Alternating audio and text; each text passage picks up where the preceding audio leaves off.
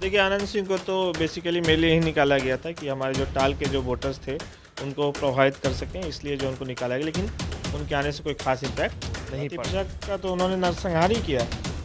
चौरसिया समाज का जो आपको जो जानकारी को, मानिकपुर नरसंहार में चौरसिया, कहार, धानुक इन लोग का नरसंहार किया था उन्होंने। तो अति पिछड़ा समाज उनके पीछे क्यों जाएगा?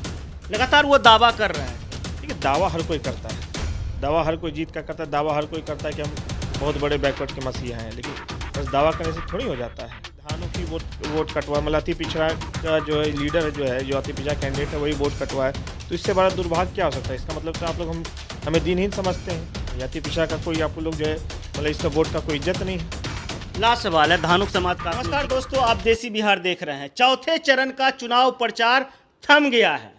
लगातार जितने भी उम्मीदवार थे दिन रात कड़ी मशक्कत कर रहे थे कि किसी तरह वह अपने वोटरों को लुभा सके। हमारे पास प्रियदर्शी पीयूष हैं जो धानुक समाज से आते हैं। लगातार ये हुंकार भर रहे हैं कि धानुक समाज का वोट मेरा है, अति पिछड़ा समाज का वोट मेरा है। दूसरी तरफ ललन सिंह जो कि वर्तमान सांसद है, वह भी लड़ाई में कूदे हुए हैं। उसके बाद कुमारी अनीता जी जो कि अशोक महतो, जो कि वह भी बाहुबली रहे हैं, जेल से निकले हैं, शादी किए हैं और उम्मीदवार के तौर पर उन्हें राजद से टिकट मिल गया। आइए प्रियदर्शी पीयूष से पूछते हैं किस तरह का रुझान चल रहा है। दिन रात मेहनत कर रहे हैं, आपके चेहरे पे नजर आ रहा है कि लगातार आप लोग चुनाव प्रचार आज थम गया। किस तरह का माहौल आपको लगा, क्या माहौल बना सके हैं? देखिए, माहौल तो बन ही गया है और देखिए ना, लगातार जो भीड़ जो जुट रही थी, हमने कोई जनसभा का आयोजन नहीं किया, फिर भी हजारों की संख्या में भीड़ जुट रही थी, तो उसी से सबको अंदाज़ा लग गया होगा कि हम कितने मजबूत हैं इस क्षेत्र में। ललन सिंह लगातार कर रहे हैं, अनंत सिंह जेल से निकल गए हैं। क्या लग रहा है वोट को पोलराइज करने के लिए, क्योंकि मोकामा से उनकी पत्नी विधायक रही है, लगातार उनका वर्चस्व रहा है, इसको किस तरह से कोई इफेक्ट रहा है? देखिए, आनंद सिंह को तो बेसिकली मेरे लिए ही निकाला गया था कि हमारे जो टाल के जो वोटर्स थे उनको प्रभावित कर सकें, इसलिए जो उनको निकाला गया, लेकिन उनके आने से कोई खास इम्पैक्ट नहीं पड़ा।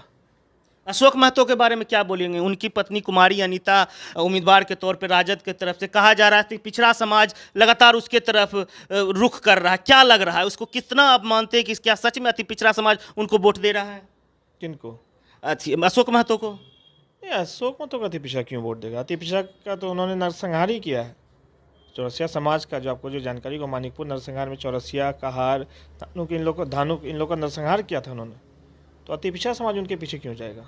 लगातार वो दावा कर रहे थे। ठीक है, दावा हर कोई करता है, दावा हर कोई जीत का करता है, दावा हर कोई करता है कि हम बहुत बड़े बैकवर्ड के मसीहा हैं, लेकिन बस दावा करने से थोड़ी हो जाता है। इस बार क्या लग रहा है, इस बार का लोकसभा चुनाव में मुंगेर को कोई नया प्रतिनिधिकर्ता मिलेगा? क्या नया सांसद मिलने वाला है मुंगेर को? देखिए, मैं तो समाज से ये अपील करूँगा कि खास करके मूल अति पिछड़ा समाज से कि आप लोग संगठित रहें, विभिन्न जातियों में ना बटें और अति पिछड़ा के नाम पे इस बार जो है वोट करें। और आप लोग संगठित रहेंगे तभी जो है आपके दलित, महादलित और बाकी समाज के लोग संगठित होकर के वोट कर पाएंगे। तो इसलिए तमाम अति पिछड़ा समाज से, धानुक समाज से हमारा अपील रहेगा आपके चैनल के माध्यम से कि आप लोग संगठित रहें और संगठित रहें और वोट कीजिए ना। देखिए, एकदम स्पष्ट हम लोग निकलेंगे। जो नए वोटर हैं, फर्स्ट टाइम वोट करेंगे, उन युवाओं को क्या आप बोलना चाह रहे हैं? देखिए, युवाओं के मुद्दे पे ही तो हम चुनाव लड़ रहे हैं। बेसिकली अति पिछड़ा और युवाओं के मुद्दे पे हम चुनाव लड़ रहे हैं और युवाओं से भी अपील रहेगा कि आपके जो विभिन्न इश्यूज़ जो मैंने अभी तक उठाने का काम किया उसको देखते हुए हमें वोट करें और 13 तारीख को मजबूती से वोट करें। सभी को अपील कर रहे हैं। हाँ, ये आपके चैनल के माध्यम से सबों को अपील रहेगा कि आप जो है इस बार जो बदलाव के लिए वोट कीजिए। बहुत आपने वोट कर दिया अपराधियों को, ठेकेदारों को, सामंतवादियों को। इस बार जो एक युवा पे जो है दांव लगाइए और बाकी तो हर बार देखते हैं इधर उधर तो आप लोग वोट करते ही हैं, सब पार्टी को तो आजमा ही लिया आपने। तो इस बार जो एक यूथ को जो है आगे बढ़ाने का काम कीजिए, वोट कीजिए मजबूती से और देखिए फिर कैसे बदलाव होता है समाज में। उन लोगों को क्या बोलिएगा जिनको कि लग रहा है कि प्रियदर्शी पीयूष को अगर वोट करेंगे तो मेरा वोट, कहा जाता है कि वोट कटवा आपको बोला जा रहा है, उनको क्या मैसेज दीजिएगा?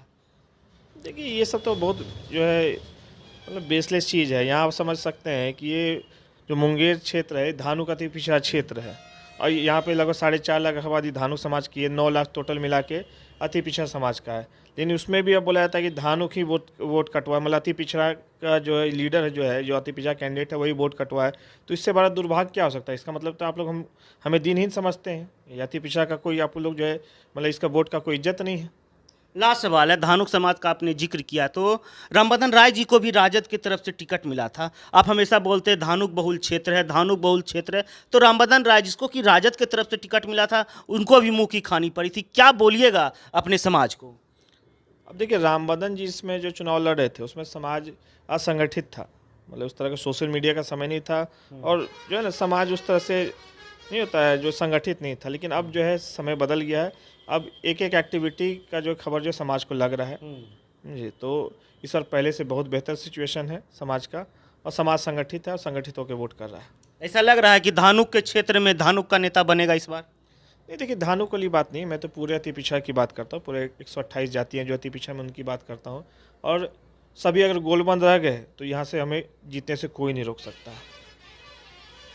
चलिए, प्रियदर्शी पीयूष थे हमारे साथ। इनका साफ तौर पे कहना, सिर्फ हम धानुक की बात नहीं करते हैं, अति पिछड़ा समाज, अगर अति पिछड़ा समाज अगर गोलबंद होकर इनको अगर वोट देते हैं तो जरूर यह जीतेंगे।